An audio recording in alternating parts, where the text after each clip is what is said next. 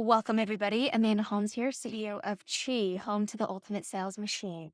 Today, I want to share with you this last year has been one of the most memorable years of my life thus far to date, and I know it's only the beginning. And I thought it important to share the 9 biggest lessons I learned this year from more than doubling our sales. We've had some record breaking things that have happened, and I've gained so many great nuggets that I wanted to share them. So let's dive deep into them. Here is your daily dose of the Ultimate Sales Machine coming to you from the new edition. Visit ultimatesalesmachine.com to get your copy or multiple copies. I am your host, Amanda Holmes, CEO of Chet Holmes International. What you're about to learn has assisted 250,000 businesses to generate billions of dollars, working faster, better, smarter. Number one, truth is more powerful than any marketing or sales tactic. I saw this with Dear Dad. I don't know if you saw this that I put out, but instead of writing my foreword for the book, Dear Reader, Julie Eason suggested that I write Dear Dad. And I was resistant. I didn't want to write that letter. Then I was resistant to putting it in the book. Then I was resistant to leading my entire marketing of my book with Dear Dad. Then I was resistant to creating the video with my own family as a montage instead of just a black screen. So I was resistant every step of the way with Dear Dad because it was the honest truth. It was the honest truth about me and my relationship with my father. And yet that was resoundingly, a game changer for us. It went soft viral. The video did. It got 36 times what our normal videos get. It very often the most common feedback I got was either that they cried watching it or they'd watched it 4 or 5 different times, which to have somebody watch a video more than once or even get through a video once is hard in today's world, right? So that was such a powerful realization for me. Truth is more powerful than any marketing or sales tactic. Number 2, vulnerability is power.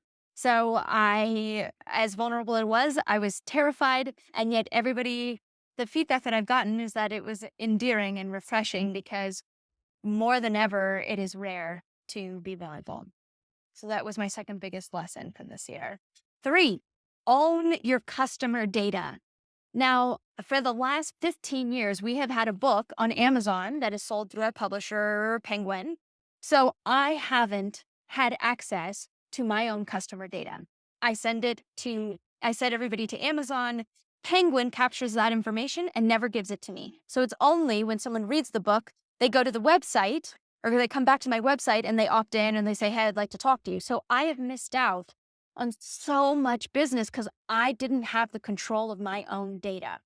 This last time around, I told Penguin, I want to create my own checkout page and I want to own my data. And they said, you can't do it. I said, no, I'd like to pre-sale my book. So I need to capture all of that information because if I hit a bestseller, the only way to do that is, gaining the traction and increasing your pre-sales and then going out all at once. So all of those deals add up so you can hit a bestseller list. And they went, you can't do it. It's not possible. For months, they told me this. And it wasn't until 2 months before we went live that I was able to figure out, because of the team, For Sale Included, Tyler, shout out, that it wouldn't have been done without them. So owning my own customer data allowed me to be able to, I invested a ton in my book launch, and yet I more than broke even before the books had even shipped. Why? Because I owned my customer data. Our average, if we had sent people to buy the book on Amazon, their average checkout cart would have been around $17, $18. Because they came to my page, our average checkout value was $64. Nearly 3 times, more than 3 times as much as if we had sent them to Amazon. And now they're in my system, right? Now you're getting my regular emails. Now you're getting the offers that I have. So the lifetime value of that is immense. Own your customer data. Number 3. Number 4, trade shows. One of the most potent forms of marketing. I know for some of you, you're like, of course, but there's also a whole generation of people that don't think so much about physical events because they've spent so much time online, especially with what we went through with COVID, right? I found that the book tour that I did it was a complete game changer. One of our biggest ROIs came from the speaking tour that I did. And specifically, the key to trade shows, I followed exactly what my father said in chapter 7 of Ultimate Sales Machine. Number one, you have to get noticed. And I was trying to find a way to get noticed in the crowds. And so I told my team, oh, can you find a backpack that we can design so that when we're walking around, the backpacks will say the Ultimate Sales Machine. And when I was looking at them, I just thought, that's really not going to grab people's attention. What can we do to truly grab their attention? So I went onto Google and I typed in human billboard. And up popped this, it's called backpack billboard. It was a backpack with a 4-foot billboard on my back and it glowed. This thing, I wore it, okay? I know people said, you could just hire someone to do that, but why would I do that? It was like Christmas morning. Every day I wore that because I'd walk through a trade show. People would be staring at me from 100 yards away. I mean, everybody's pointing, they're taking pictures, everyone's laughing. I am the social buzz that everybody was talking about. The most common compliment I got was people would come up to me and say, you are the most brilliant marketer in this entire event. People are talking about marketing here. You're actually doing it, which was really cool. And even in my last event that I went to, I got shut down because I was generating too much of a buzz and too many sales that it aggravated the staff. So with that said, getting noticed is critical, and then converting leads. So you have to make sure that you're actually converting leads. So what I did is I took just one chapter of my book. Instead of giving out books, that would have cost me, quite a lot of money per book, but just one chapter was only 20 pages. So it was much cheaper. And I could hand that out.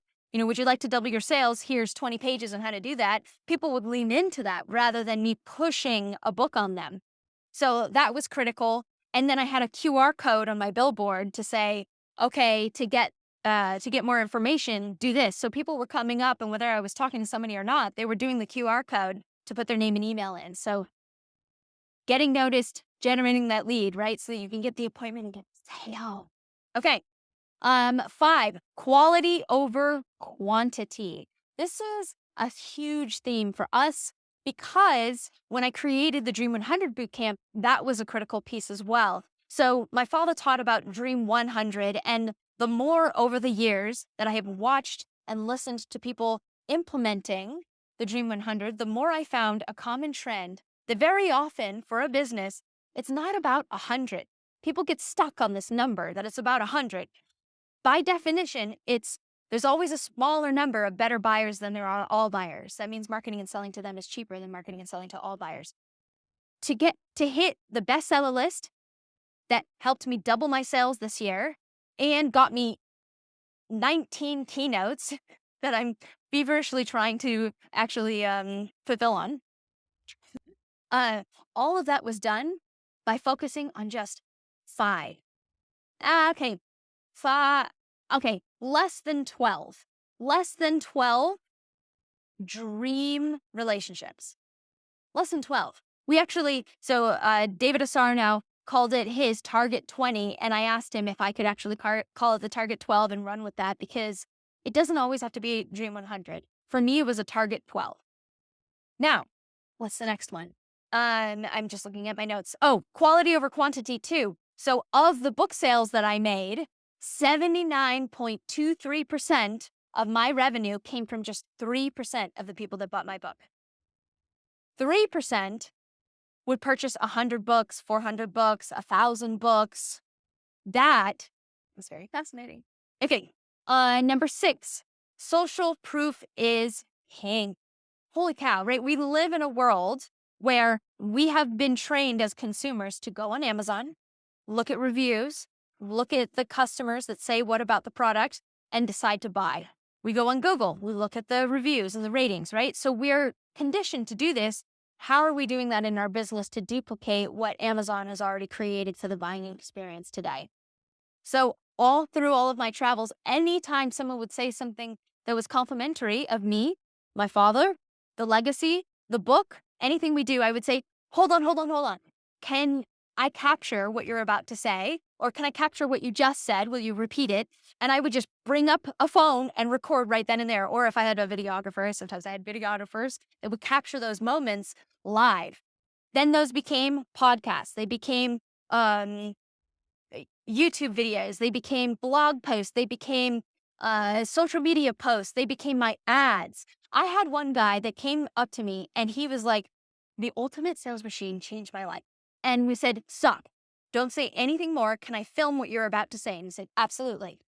And he said with all his heart and soul that he went from, I didn't even think I could run a business to now I'm 8 figures. But when he said it, he was so passionate about it. He actually cried. He got me crying. I don't know if he cried. I think he just teared up and then I cried. And then we took that video and we made that an ad on Facebook. And I got feedback. There was a guy that came up to me and he said, I saw that video on Facebook. I had already bought your book twice. I bought it a third time after watching that testimonial of that guy crying. That was just too good, Amanda. Right? So how are we repurposing and capturing those testimonials? Just doing it live, right off the cuff. It doesn't take much. Capturing it in the moment is critical. Let's see. We live in a short attention span society, right? 3 seconds, the goldfish rule. Our average attention is that of a goldfish today, 3 seconds. So you should have micro content everywhere.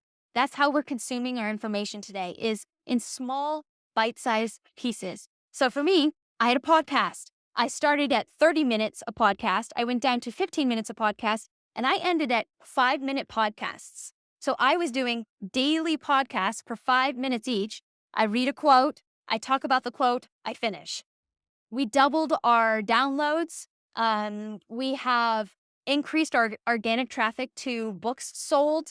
It gave us more quantity to post on a regular basis and frequency on social media. So we'd have a minute. So we take the 5-minute and we chunk it down to a minute clip that we then put on social media. So it'd be repurposed. That was a game changer. You don't have to say a ton. It's just being hyper-focused on one thing and speaking it resoundingly clear and simplified, because there's so much information online today that people just want simplification. They want clarity. That's what they want to hear. And they want it in bite-sized pieces with more frequency. FOMO is a real thing. Number 8. So I sold out our book stock twice before we went live with the book. So the first time, in the first 5 days, we sold about 80% of the amount of books that we had, and I still had 2 more months before we went live. I went back to the publisher and I said, this is how many books we've sold. I'm afraid we're going to sell out before the end of these 2 months. Can you increase the amount of books that you're printing? And they said, whoa, stop selling books. I said, not going to happen. I'm going to continue to sell books. I think you should just increase your print run. And they said, you have 24 hours to sell out this print run. This is the deadline. We have to know now if you need more books printed. So I went out on social media and I said, hey guys, I need to know in the next 24 hours if you're going to buy a bulk order. And we doubled the amount of books that we sold in that 24 hours from a group that was on my social media. It's strange. So on my email database, I have 100 times what I have on social. So on social, I have 5,000 followers here, 6,000 followers there. Not like a crazy amount, right? But from 5,000, 4,000, 6,000 followers, we were able to move a ton of units for books. Then I did it again right before we went live for the book. I said, 48 hours left. I need to know. Order books now so we can hit the bestseller list. And my goal was what everybody told me it would take to hit the bestseller list. So I said, we have 900 books left. We have 500 books left. And we moved more units in that last 48 hours than the prior 2 months combined. 48 hours. FOMO is a real thing. If you're not using scarcity in your promotions, absolutely should find a way to use scarcity, because people buy in scarcity. And then number 9, this is a critical one and it's probably controversial, but following, how do I say this? So everybody that puts out a book says it's all about the bestseller list. You have to hit the bestseller list. And there's lots of programs today where you can purchase to hit a bestseller list, right? You purchase the books or someone purchased the books for you. And um, we had decided with my team that we weren't going to invest in buying to get to the top of a list. Like we were going to just do the work to be hyper focused on who is actually our client and get in front of them in their face and their place in their in their face and their place in their space, right? Like my father always said, in their face and their place in their space, so that we became omnipresent to them and they would have to purchase or they would have to inquire.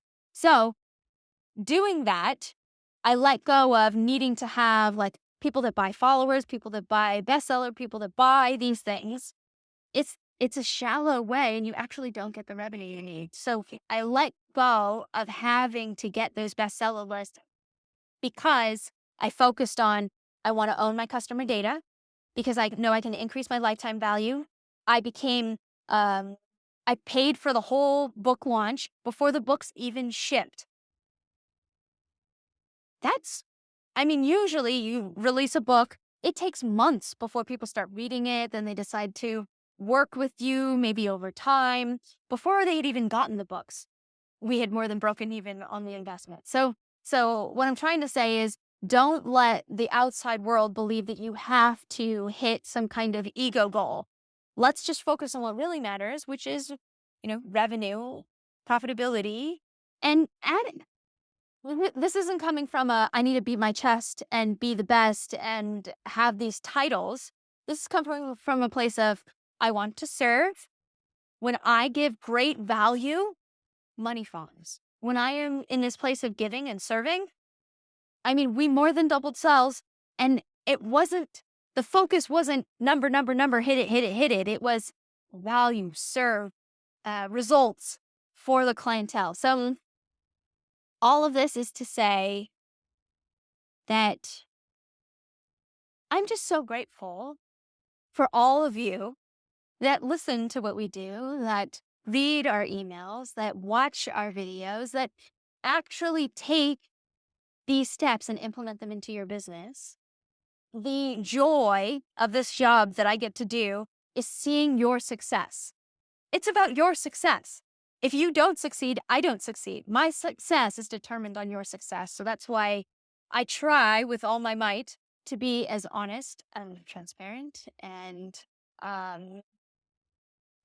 giving you the tools that you need to. And that is my summary of the 9 biggest lessons learned from this last year that more than doubled my sales. I look forward to seeing what we create over the next 12 months. And if you could write in the comments, what was your biggest takeaway from all of these? I'd love to know what landed for you the most. It's great to get that feedback so then I can help educate even more. If there was something that you're interested in and you want to know more questions, go ahead and ask in the comments and I'll make sure that we reply. I reply, my team replies. So go ahead and comment. What was your biggest lesson from the 9? Let me read them off again. Number 1, truth speaks louder than any marketing or sales tactic. Number 2, vulnerability is power. Number 3, own your customer data. Number 4, trade shows are one of the most potent form of marketing. You want to get noticed, collect leads, follow up to close the deal. Number 5, quality over quantity. Sometimes you don't need a whole Dream 100. You could just need a Target 12. Number 6, social proof is king, right? Amazon has taught us this to buy based on customers' feedback. How are you replicating that in your business? Number 7, we live in a short attention society, so you should have micro content that speaks to the goldfish rule, 3 seconds or less. Number 8, FOMO is real. If you are not creating scarcity, you are missing an opportunity to potentially double your sales. And number 9, following the ego trip of getting likes, getting name recognition will only get you so far.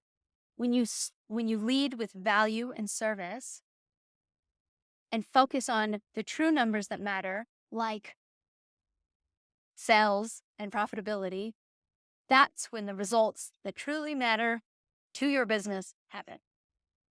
Those are my 9 biggest lessons that helped me more than double sales. Thank you so much. It's been such a great pleasure. Give me a comment. What was your biggest takeaway and what was your favorite of the 9? Make sure to get your copy or copies at theultimatesalesmachine.com. There's a lot of special bonuses that you can't get going to Amazon, so make sure you check it out at ultimatesalesmachine.com.